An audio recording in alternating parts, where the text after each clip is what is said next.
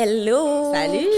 Donc, bienvenue à notre nouvel épisode de notre podcast Entre mère et fille. Oui, bienvenue! Aujourd'hui, on va parler d'un sujet assez délicat, donc petit warning aux personnes que ça pourrait toucher des cordes sensibles. On va parler principalement d'avortement aujourd'hui, mais en fait, ça va toucher l'avortement que ma petite maman a vécu à l'âge de 39 ans. 39 ans. Donc, c'est quand même très récent, sachant qu'en ce moment, t'as... J'ai 45. 45, OK. Donc, ça fait presque... Ouais, c'est correct. Ça va faire presque 6 ans quand même déjà. Ouais. Tu sais, 6 ans, figurant que ça fait pas si longtemps. Ça, c'est récent. Exactement. Ouais. Puis je tiens à préciser que c'est pas de ton père. Donc, tu sais, après ma séparation à 38 ans, j'ai été en couple avec un autre gars pendant un peu plus d'1 an. Donc, c'est une grossesse qui était non désirée, accidentelle. Et j'ai suivi cet avortement-là. Donc, ouais, je vais le partager avec vous aujourd'hui. Alors, on vous souhaite un bon podcast. Notre podcast d'aujourd'hui est présenté par Miss Sonia Fit et notre partenaire ATP Lab. Allô, ça va bien? Ça va, toi? Oui. Donc, bienvenue à notre podcast Entre mère et fille. Oui. Le sujet d'aujourd'hui va être un sujet quand même très délicat. Ça se peut que ça touche certaines cordes sensibles. Oui, exactement. C'est un petit sujet que j'ai vécu personnellement, donc je vais parler de mon expérience que j'ai vécue. Ouais. Donc, on va parler d'avortement. Exact. Ma mère s'est fait avorter à l'âge de... 39 ans. 39 ans. Ouais. Et on sait que c'est un sujet qui semble quand même tabou pour certains. Les opinions divergent vraiment beaucoup. Il y en a qui sont pour, il y en a qui sont contre. Fait qu'on va en parler aujourd'hui. On va parler de l'expérience de ma petite maman par rapport à ça. Ouais. Puis moi, en tant que fille, comment j'ai pris ça, de savoir que ma mère était enceinte à 39 ans. Exact. Alors, bon podcast à tous. Oui. Ben, tu sais, j'ai 45, là. J'avais 39 ans. Fait que ça fait quand même bientôt 6 ans. Puis, je tiens à préciser que c'est pas pendant que j'étais avec ton père. Hein, ton père, on s'est séparés, j'avais 38 ans. Donc, j'ai rencontré quelqu'un tout de suite après, puis je suis tombée enceinte de lui. Puis là, je tiens à dire que c'est évidemment accidentel quand je tombe enceinte. Et bon, j'ai pas besoin de dire que c'est une relation qui était pas très, très saine, là, qui était plus vraiment toxique, là, on va se le dire. Là. Je vois pas de quoi tu parles. Je savais d'emblée que c'était pas l'homme de ma vie. Je savais d'emblée que... c'était sur le bord de finir aussi. Ouais. Donc, c'est sûr que c'était pas ma première grossesse. Là, je t'ai eu toi, qui était très désirée. Écoute, je suis tombée enceinte, j'avais 21 ans. Je t'ai eu à 22. Je t'ai eu, j'avais ton âge. Comme tu étais maman, là. C'est fou quand même. Je suis loin d'être rendue là en ce moment. On va se le dire que j'ai un bout de chemin à faire avant. Pas ma vie tout de suite non plus. Je suis capable d'attendre encore. Puis j'ai eu ton frère qui était très désiré aussi. Puis entre les deux, j'ai fait une fausse couche. Fait que j'ai eu des grossesses que je désirais vraiment beaucoup, là, puis j'ai eu beaucoup de peine en toi et ton frère quand j'ai perdu le bébé. Mais, tu sais, cette grossesse-là, de ce nouveau chum-là, si je peux dire, il était vraiment pas désiré. Fait que ça a été vraiment comme une surprise, là. C'est aussi le fait, justement, que c'était une relation tellement toxique. Je m'en souviens, je te voyais pleurer quasiment toutes les fois que je te voyais. Je pense que c'était 1 an avec, puis en 1 an, je pense que tu as plus pleuré que tu as eu de joie avec cette personne-là. Mais j'ai appris beaucoup. C'était comme mon deuxième chum à vie. Parce que, tu sais, ton père, j'ai rencontré, j'avais 15 ans. J'ai été 21 ans, 22 ans avec lui. Fait que, tu sais, j'ai été jusqu'à l'âge de 38 ans. J'ai connu rien d'autre. Fait que, tu sais, ce gars-là, j'ai appris qu'il n'y avait pas juste des bons gars dans la vie. Hein. On pogne tout un petit crosseur, puis je suis tombée dessus, tu sais. C'est vraiment ça. On va dire vraiment. On n'osait pas le dire. On le nommera pas. Non, on n'aura pas de nom dans le cadre de ce podcast, mais on sait très bien de qui on parle ici. Et je pense que de tomber enceinte de cette personne-là, tu savais d'avance que la relation n'allait pas durer à long terme. Non, exact. Puis que ça a beaucoup influencé ta décision de le garder ou non. Exact. T'sais, oui, tu avais la vie d'un petit enfant entre les mains, mais non plus, tu voulais pas, je pense, être égoïste puis donner une vie que... Tu le sais que tu n'aurais pas pu donner la meilleure vie, à mon avis. Ça, je vais t'en parler un petit peu plus loin dans le processus de mon avortement, mais tu sais, c'est sûr que...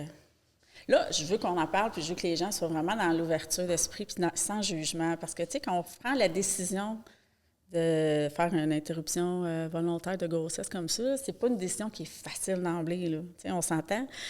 Moi, je le savais, je voulais être mère dans ma vie. Ma famille était déjà faite, là. Tu sais, c'était vraiment une grossesse surprise, là, on va se le dire. Puis, c'est ça, tu sais, je veux pas, j'ai pensé de le garder. Je fais quoi, tu sais, je veux dire, j'étais en santé, j'avais mon condo, j'avais les moyens financiers. Mais tu sais, tu as beaucoup d'interrogations quand tu fais le choix de te faire avorter. Tu sais, tu dis, oui, il y a les situations financières, il y en a que c'est leur santé aussi, leur situation de santé. Ton avenir, tes projets aussi, que c'est futur, tu sais, c'est quoi tes rêves, c'est quoi... Tu sais, moi, ma famille était faite, là, aussi, là, puis en plus, bien, la relation n'était pas saine dans mon cas, donc, tu sais, c'est sûr que j'ai fait le choix de faire cette interruption de grossesse-là. C'est sûr que j'ai un instinct maternel hyper développé, là. T'sais, fait qu'on se le cachera pas que pour moi, ça a été une décision qui a été vraiment difficile à prendre, même si je savais que c'était la meilleure décision pour moi. Mais en plus, moi, à cette époque-là, tu sais, j'aime tellement les enfants que j'en ai fait un métier. J'ai été éducatrice en garderie pendant 21 ans. En plus, tu sais. Oui. Fait que travailler en CPE, j'étais habituée de côtoyer des enfants. C'était mon monde, là, tu sais. Mais j'avais pas parlé de ma grossesse à personne. Mais je savais que ma décision était prise de me faire avorter. Puis le jour de l'avortement, comment tu l'as vécu? Comment tu t'es sentie? Est-ce que lui t'a accompagnée? Est-ce que tu es allée toute seule? Oui, il m'a accompagnée. Je tiens à préciser que je l'ai appris à peu près 1 an après ton avortement. Je n'ai pas voulu en parler. Oui. Ma mère et moi, normalement, on se dit toujours tout à la moindre seconde. Ouais. Et là, je l'ai su à peu près 1 an plus tard, puis je suis restée un peu l'air bête quand j'ai su que je l'ai appris autant tard. Mais je te l'ai annoncé comment? Je me rappelle même pas. C'est un soir, tu es venu chez nous, on prenait un verre, puis... Un moment donné, je suis venue chez vous, puis tu m'as annoncé que, voilà, 1 an, tu t'étais fait avorter, puis j'étais comme, oh, mon Dieu, OK, j'aurais peut-être un petit frère, une petite sœur, je suis restée un peu sous le choc. Tu l'as pris quand même bien, je pense. Oui, je l'ai pris quand même bien, parce que j'étais capable de comprendre qu'il y avait peut-être de la... Tu sais, ça faisait pas longtemps que tu étais séparée de mon père, tu sais que ça l'avait fait beaucoup de peine dans la famille, fait que j'imagine que tu étais consciente comme de la répercussion que ça pouvait avoir sur nous, puis ça pouvait peut-être nous affecter, je sais pas, mais... J'avais peur que ça influence mon choix, puis écoute, je vais être honnête, je vais le dire, là, j'avais quand même honte un peu de ça. Tu sais, c'est pas quelque chose que tu vas te vanter, là. Tu sais, tout le monde savait que j'étais pas dans une relation qui était saine pour moi, fait que tu vas pas dire hey, « je suis enceinte », tu sais. Et moi, j'entrais travailler tout le matin en garderie, puis la façon que la garderie est faite, c'est que quand je rentrais, il fallait passer devant la pouponnière à tous les jours. Fait qu'à tous les jours, moi, j'avais des bébés à regarder, tu sais. Puis je pleurais tout le temps. Ben, je voyais les petits poupons, tu sais, puis je me disais, « Caroline, tu sais, je pourrais en avoir un dans une couple de mois, tu sais, qui rentrerait à la garderie aussi. » Donc, je n'ai pas parlé à aucune de mes collègues non plus que j'étais enceinte. Tu étais bonne de garder ça pour toi. Je n'ai pas parlé à personne. J'étais gênée de ça. J'étais gênée. Je ne voulais pas me faire influencer, de dire, regarde, moi, je le sais que je vais me faire avorter. C'est sûr qu'il y en a qui ont des jugements. C'est sûr qu'il y en a qui auraient essayé d'influencer mon choix. Puis ça, je voulais pas ça. T'sais. Puis j'avais déjà cette peine de même. Je me sentais déjà assez coupable sans que j'aie besoin, en plus, d'avoir entendu les commentaires des autres. Fait que j'ai fait le choix vraiment de ne pas en parler. Puis, tu sais, ça faisait pas si longtemps que j'étais séparée de votre père. Fait que je le savais qu'en plus que vous aviez déjà la peine de la séparation. Tu sais, je veux dire, j'étais 22 ans quand même avec ton père. Là. On s'entend que c'était une longue relation. Puis il y avait encore beaucoup de douleur dans l'atmosphère puis dans nos proches. Mais tu as été bonne de garder ça pour toi puis de ne pas en parler à beaucoup de monde. Est-ce que tu en avais parlé à tes meilleurs amis, déjà de ta famille? J'en ai parlé à quelques amis proches, oui. Oh, ouais, parce que, à un moment donné, il faut que tu te confies, là. Veux pas. Il y en a même une qui s'est éloignée de moi, tu sais. J'ai eu de la peine, oui. J'ai reçu une lettre d'une fille qui m'a dit que, tu sais, pour elle, elle préférait... Fait que, tu sais, ça parce que tu te faisais avorter. Oui, mais tu voyais que j'étais dans une relation qui n'était pas saine avec ce gars-là. Puis là, ça a été comme, ben là... Fait que, tu sais, déjà là, tu sais, je me sens coupable, j'ai de la peine. Puis là, tu fais comme, bon, OK, cette fille-là... Si je peux t'arrêter 2 secondes, puis juste faire une parenthèse par rapport à ça. Tu sais, quand on dit que la vie fait bien les choses, puis que la vie fait comme le ménage par nous-mêmes, des fois, de certaines personnes, j'ai l'impression que cette amie-là... C'est quand on vit des événements les plus durs dans notre vie qu'on voit qui sont vraiment nos vrais amis. Tout à fait. Puis ça, une amie qui s'éloigne de toi par rapport à ça, je suis désolée, mais c'est vraiment insultant. Je te dirais qu'en plus, c'est une période de ma vie où le peu de personnes à qui je n'avais parlé autour de moi, j'avais besoin de leur support. Oui, puis tu te montres super vulnérable à ces personnes-là. Puis déjà que tu leur... Je le demande guillemets, mais tu leur donnes la chance comme d'avoir accès à cette vulnérabilité-là de toi. C'est même moi, je n'étais pas au courant. Fait que t'es peu... Mon Dieu, j'ai de la misère à parler.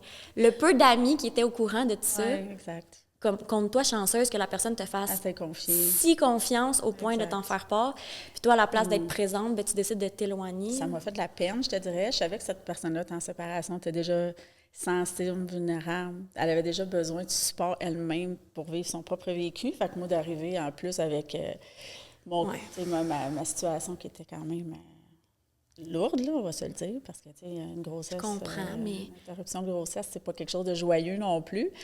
Mais je te dirais qu'après coup, ça m'a quand même fait de la peine de me dire, arrête pas d'attendre après l'avortement, là, tu sais, déjà que j'avais une peine amicale aussi à vivre. Mais, bon, tu sais, le sujet n'est pas là, c'est que, tu sais, dans le fond, quand j'ai décidé de prendre... Quand ma décision a été prise, tu sais, c'est sûr que là, j'ai appelé au CLSC. Nous autres, dans notre coin, dans le fond, Rive-Sud, c'était beaucoup dans le coin de Saint-Hubert, là, le CLSC, dans ce coin-là. Oui, il m'a accompagnée pour répondre à ta question. Oui, c'est ça. Oui, il m'a accompagnée. Ton ex-copain est venu avec toi. Oui, il m'a accompagnée.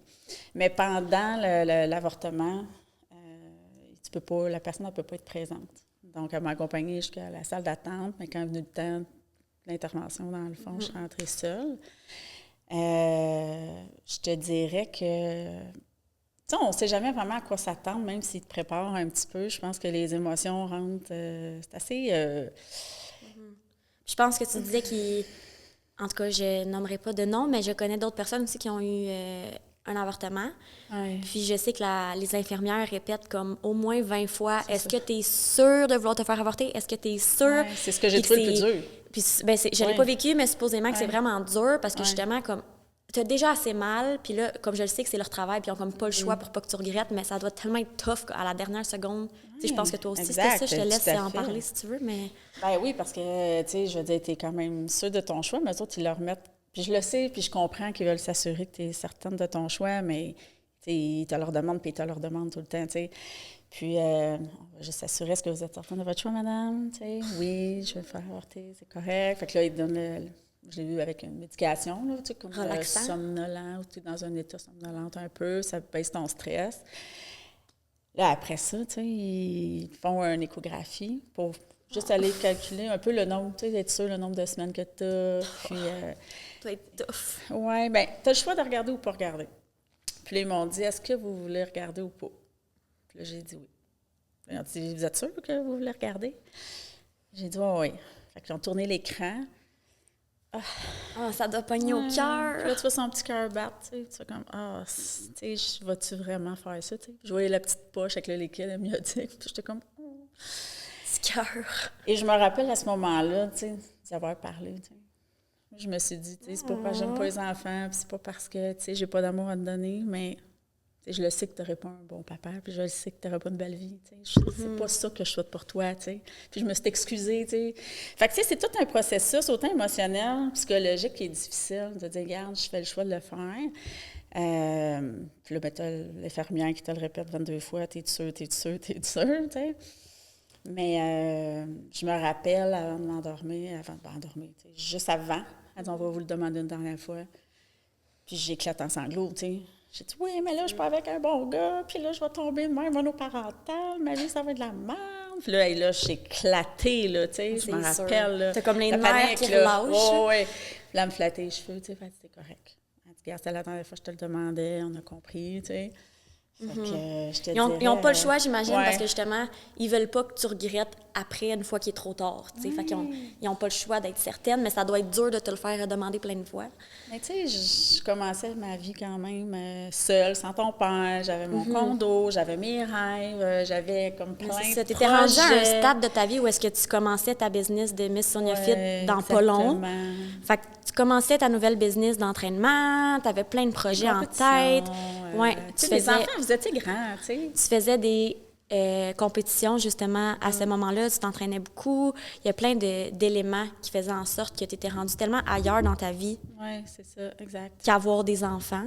Oui, exactement. Tu sais, Moi, j'étais rendue majeure, je pense, à peu près. J'étais-tu majeure? Quand j'avais J'étais... 39, En tout cas, moi et Marc-Antoine, 7 mon ans. frère, on était rendus vraiment plus vieux. Tu sais, Ouais. t'étais pas dans un moment de ta vie où est-ce que tu étais prête à retomber avec les couches puis les bébés. Pas Puis... pantoute, j'avais fini ce temps-là. Là. Ben, c'est ça. Ça faisait presque 20 ans que je travaillais dans une garderie. Là, tu sais, des couches m'avaient changé. Là, j'étais rendue ailleurs. Là. Ça, je T'étais faisais écœurée, là. C'est pas pour rien que t'as changé de job. Ouais.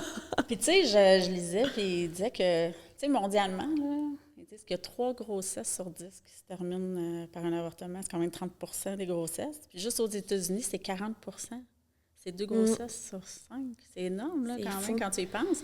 Puis, après l'avortement, c'est sûr que là, ils te font un talk où ils se disent, vous savez, madame, c'est pas un moyen de contraception. Hein? Puis là, ils te parlent de la pilule, puis ils te parlent de toutes les contraceptions. Possible, oui. Parce qu'ils veulent pas te revoir là. Exact. Mais tu sais, ça, je pense que c'est important à préciser, Ouais, justement, c'est ça. parce que... Tu sais, quand c'est un accident, ça peut arriver, puis c'est vraiment correct. Des fois, il s'est passé une certaine situation qui fait que tu tombes enceinte, mais c'est important, je pense, de se rappeler que c'est pas un moyen de contraception que tu peux utiliser à chaque fois que tu as une relation sexuelle, puis ben, au pire, je vais aller me faire avorter. Tu sais, c'est pas à prendre à la légère comme ça. C'est en cas d'urgence, puis vraiment comme on n'a vraiment pas fait exprès. Mais tu sais, ça reste que c'est la vie d'un petit bébé que tu as en jeu, fait que c'est pas... à répéter tout le temps, là, on s'entend. Il faut que tu te protèges d'une autre façon. Mais je sais que c'est vraiment un sujet qui fait beaucoup partie de l'actualité. Aux États-Unis, on en a beaucoup parlé. C'est des personnes qui sont contre ça. Ouais. Puis je sais qu'on a chacun le droit à notre opinion, mais moi, je suis vraiment d'opinion que c'est la femme, son corps, c'est sa décision. Ça a une répercussion sur elle. OK, oui, le papa aussi va avoir une répercussion dans sa vie, mais c'est le corps de la femme qui le porte, ben c'est elle seule qui devrait prendre la décision. Puis moi, des hommes qui disent « Ah, moi, je suis contre l'avortement, là. » On n'en parlera pas trop, parce que ça, c'est un petit sujet sensible qui vient bien me chercher. Ça me met hors de moi. Je suis d'opinion que si tu es pour l'avortement, parfait. Si tu es une femme puis que toi, tu veux vraiment pas te faire avorter, parfait aussi. Mais c'est ta décision, pendant autant que toi, tu sois bien avec le choix que tu fais, de le garder ou non. Si toi, tu es bien avec ta décision, c'est tout ce qui compte au final. C'est comme ça que je le vois, puis c'est pas à quelqu'un de te dire « Non, tu peux pas avorter ». Des fois, là, il y en a, tu sais, warning, là, ça peut peut-être aller chercher des cordes sensibles de certains, mais tu sais, il y en a qui ont vécu des agressions sexuelles, puis que ils tombent enceintes de leur agresseur. Bien, ça ne te tente pas nécessairement de garder ce bébé-là, tu sais. Puis, en tout cas, je sais qu'on est vraiment chanceux ici au Québec d'avoir la chance d'avoir le choix, justement, de est-ce que j'avorte ou non. C'est une beauté du Québec, justement, parce que c'est vraiment pas comme ça partout dans le monde. C'est triste, justement, de se dire qu'il y a des jeunes filles, des fois, c'est à des très jeunes âges, des fois, ça peut être à ton âge, justement, peu importe, qui n'ont même pas le... C'est même pas « Ah, tu peux prendre le choix », c'est « On te l'impose », tu sais, puis ça, c'est tellement triste de me dire comme « Oh my God, à quel point on est chanceux ici. » Oui, tout à fait. Puis, tu sais, c'est une intervention médicale qui est légale ici, qui est gratuite en plus, avec la carte de la RAMQ. Puis, tu sais, je me dis, mais soyons dans le respect de chacun. Tu sais, il y a beaucoup d'interrogations à se poser avant, tu sais, de faire une interruption de grossesse volontaire comme ça, puis de dire, ben OK, regarde, comme on se disait tantôt, tu sais, il y en a que ça peut être des agressions. Quand tu es mineur aussi, ça peut hypothéquer. Oui. Quand tu tombes enceinte à 15 ans, mettons. Là. Exact. Tu sais, je peux-tu poursuivre mes études? Ça va-tu avoir un impact sur mon avenir? Tu sais, je me dis, soyons dans le respect de chacun, puis... Tu sais, je suis beaucoup là-dedans. Puis, tu sais, je vais en revenir à l'intervenant qui me posait beaucoup la question, voulez-vous avorter? Bien, moi, j'ai connu une fille qui est allée pour se faire avorter, puis elle a fini par choquer, là, puis finalement, elle revirait de bord, puis elle l'a gardé. Parce que rendue là, elle a fait le choix de dire, OK, garde, non. Finalement, je veux le garder. Je vais y aller, puis je vais le garder, tu sais. Je pense que c'est pour ça qu'ils te le demandent, parce que, après ça, je veux dire, tu peux pas revenir de bord, là, puis si tu regrettes toute ta vie d'avoir perdu ton enfant, là, tu vas être malheureux, là. Bien, tu sais, je lisais une étude qui disait que il y avait un sondage qui avait passé, qui retournait voir des femmes qui s'étaient fait avorter 3 ans plus tard, à savoir s'il y avait des regrets, puis 99 des femmes ne regrettaient pas. Puis moi, tu me poses la question aujourd'hui, regrettes-tu? Non, je ne regrette pas. Tu sais, je le sais que j'ai fait le meilleur choix.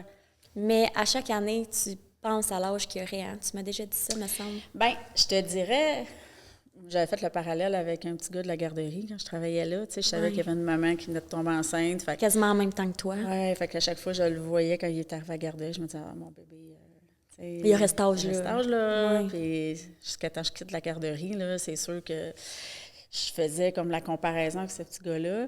Mais étonnamment, là, mon cerveau, il a comme fait volontairement des oublis. On dirait que c'est comme pour me protéger. Bien, c'est souvent ça, c'est un mécanisme de défense de ton subconscient quasiment. Là, genre, c'est comme si ton cerveau, il veut tellement oublier ce traumatisme-là que genre, ça l'oublie volontairement, involontairement, des souvenirs par rapport à ça, mettons. Oui. Tu sais, demande-moi ma date que je me suis fait avorter, je ne me rappelle plus. Oh, ouais? Demande-moi, j'avais combien de temps de grossesse, je ne me rappelle plus. Sérieux? Demande-moi, je te le dis. Demande-moi aujourd'hui, quel âge qu'il y aurait, là, je ne m'en rappelle plus. C'est comme si, là, dans ma tête à moi, là, puis moi, je suis une fille nostalgique dans la vie, je suis comme, oh, mon Dieu, on dirait que mon cerveau, là, il a fait ton comme... corps se protège. Je me rappelle plus. Parce que c'est vrai que tu es nostalgique normalement, puis ça m'étonne justement que tu me dises ça. J'aurais cru que, genre, tu te le serais répété il y aurait 6 ans. Puis ça me sert à rien de me virer le couteau dans la plaie, puis c'est pas parce que j'ai peur d'avoir des regrets, mais je me dis, tu veux pas te faire ce mal-là. Exact. Par contre, je peux te jurer une chose, à toutes les fois que je passe devant le CLSC à Saint-Hubert, il n'y a pas une fois où je passe pas, je la regarde, puis j'ai une pensée pour ce que j'ai fait, là, tu sais, veux pas. Mais en même temps, tu sais, toi, tu l'as vécu comment de savoir que ta mère... quand je l'ai su comme 1 an plus tard, c'est sûr que c'est venu me chercher quand même. Bien, je vais t'arrêter 2 choses. La première, il y a le fait que je me suis fait avorter, mais le fait que je te l'ai pas dit aussi. Oui, ben c'est ça. C'est un mélange des deux. De savoir que tu étais tombée enceinte de quelqu'un d'autre que mon père, c'est surtout ça qui m'a fait de la peine, je vais être honnête, de savoir que j'aurais pu avoir un petit frère ou une petite sœur, mais c'était avec un monsieur que j'aimais pas tant, que je portais pas dans mon cœur, que c'était pas mon papa, que je savais que mon père avait donc bien de la peine. Fait que je pense que tout ça est venu comme me chambouler quand même. Puis j'imagine que c'est un peu pour ça aussi que tu m'en avais pas parlé. Puis moi, à chaque année, j'y pense. Que j'aurais une petite sœur ou un petit frère. Oui, à chaque année. J'y pense tout le temps. Mais pas tout le temps, tous les jours.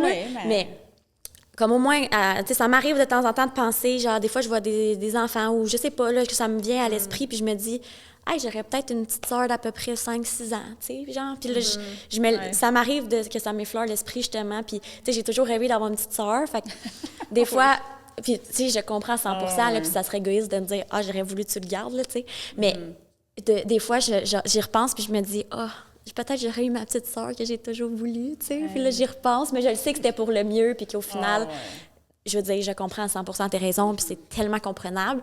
Mais tout ça, comme a fait en sorte que c'est venu me chercher. Puis, ben, c'est sûr que j'aurais aimé le savoir comme au moment même, parce que j'aurais aimé, tu sais, on est tellement proches, puis on se dit tellement tout, qu'il y a une partie de moi qui était dans l'incompréhension de, ben pourquoi elle me l'a pas dit? Tu sais, j'ai été 22 ans avec ton père. Étonnamment, la première pensée pour qui j'ai eue, c'était ton père. Oui, tu me l'avais dit. Puis la première personne à qui je l'ai annoncé, c'est lui. Weird, hein? C'était peut-être pas la bonne personne à qui dire ça, mais être honnête. Je peux pas y dire, tu sais. Je veux pas qu'il l'apprenne par quelqu'un d'autre. Non, mais je comprends. T'as comme voulu le dire par toi-même. Mais c'est ça que je voulais dire, c'est que une des raisons pourquoi j'aurais aimé le savoir, c'est que j'aurais aimé pouvoir te supporter avant, pendant, après. Puis là, de le savoir 1 an plus tard, ben j'ai même pas pu te supporter avant, pendant, après. 1 an plus tard, OK, oui, je peux te supporter, mais comme tout est déjà fait, puis on a toujours été tellement là l'une pour l'autre, malgré n'importe quoi qui arrive dans la vie, on est tout le temps là. Je sais, je te dis tout d'habitude. Puis ben, je le sais qu'au fond de moi, mais tu sais, c'est mon petit côté protecteur envers ma mère qui fait que j'aurais aimé être présente, tu sais. Oui.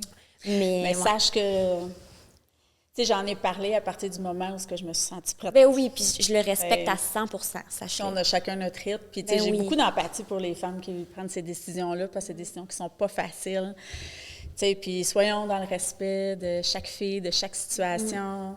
Puis, comme tu disais, c'est une chance ici au Québec qu'on a. T'sais, moi, je suis une fille qui aime les gens qui sont ouverts d'esprit, qui ne portent pas de jugement. Tu le sais, je t'élève de même, ton frère aussi. Puis, peu importe qu'on soit d'accord ou pas, ayons de l'empathie puis de la compréhension pour chaque situation. En finissant, tombes enceinte demain matin, là, à 22 ans, là, tu fais quoi? Tu te gardes-tu? Je suis mamie? Ça, honnêtement, là, tu sais, là, j'ai comme toute ton expérience, j'ai des personnes dans mon entourage aussi qui l'ont vécu. Puis je le sais, me connaissant, que j'aurais tellement de misère à avorter, là, surtout rendue à 22 ans, je suis comme... Ben là, on va préciser que tu n'es pas en couple non plus. Non, ben c'est ça, je suis pas en couple. Fait que, tu sais, je le sais que je suis rendue à 22 ans, puis que, tu sais, je serais capable de m'occuper d'un enfant, mais en même temps, je le sais que, je veux dire, je suis encore aux études, financièrement, j'ai pas ma job à temps plein encore, je suis à temps partiel vu que j'étudie. Je pourrais pas lui donner une belle vie puis une stabilité, mettons. Puis en plus que je suis pas en couple, ça serait un accident d'une relation sexuelle qui est pas stable nécessairement, tu comprends? Fait que je le sais que la décision logique serait d'avorter. Je prends la pilule depuis des années, fait que je me croise les doigts que ça n'arrive juste pas. Mais je le sais que j'aurais vraiment de la misère, mais que j'aurais comme pas le choix à contre-cœur de le faire. C'est ça. Être en couple, ça serait vraiment différent, là. Mais j'aurais vraiment de la misère, mais je le sais que tu serais la première personne à qui j'en parlerais parce que justement, vu que tu l'as déjà vécu, ben, je veux dire, il n'y aurait pas meilleure personne pour me comprendre. De un, ma mère, de qui je suis super proche, puis qui l'a vécu, comme je le sais que tu pourrais m'épauler là-dedans et tout, mais là, à place de parler comme ça va arriver, je vais toucher du bois, puis ça arrivera pas. Oui, souhaitons-le. Ben, de toute façon, sache que peu importe, je serai là. Ouais. Sans jugement. Peu importe la décision, puis, je vais être contente. Je suis pas prête à être mamie tout de suite, par exemple. Pas de suite, ce qu'on peut peut-être soulever aussi avec ce podcast-là, c'est que, justement, un accident comme ça peut arriver à n'importe quel âge. Il y en a que ça arrive à 15 ans, il y en a que ça arrive à 40 ans. Puis je pense que, tu sais, comme toi, avec du recul, je sais que tu me disais que tu en aurais peut-être plus parlé, tu te serais peut-être confié davantage pour comme, te sentir mieux. Fait que, tu sais, si j'aurais peut-être un conseil à donner, si ça t'arrive en tant que jeune fille, bien, d'en parler à tes parents si tu es proche d'eux, ou si tu n'es pas proche de tes parents, des amis de confiance, quelqu'un dans ton entourage. Tu veux tellement pas vivre une épreuve comme ça toute seule que le meilleur conseil que j'aurais à donner, ça serait de t'entourer au moins de quelqu'un qui pourrait te supporter sans jugement, justement. Puis de ne pas vivre ce traumatisme-là seul, d'au moins avoir une personne qui est là. Mais tu sais, il y a une ligne qui s'appelle SOS Grossesse. Ah, c'est bon à savoir, ça, je savais pas. Tu as des sites... en tout cas, tu peux faire du clavardage, tu as des groupes de soutien aussi qui existent. Sinon, il y a toujours de l'aide auprès du CLSC. Qu'on peut aller chercher. Merci de t'avoir confié à nous là-dessus. Maman, je sais que c'est un sujet qui était lourd et difficile. J'étais pas sûre si tu allais vouloir en parler sur le podcast, mais merci de t'être ouvert merci à nous. Merci de ta compréhension.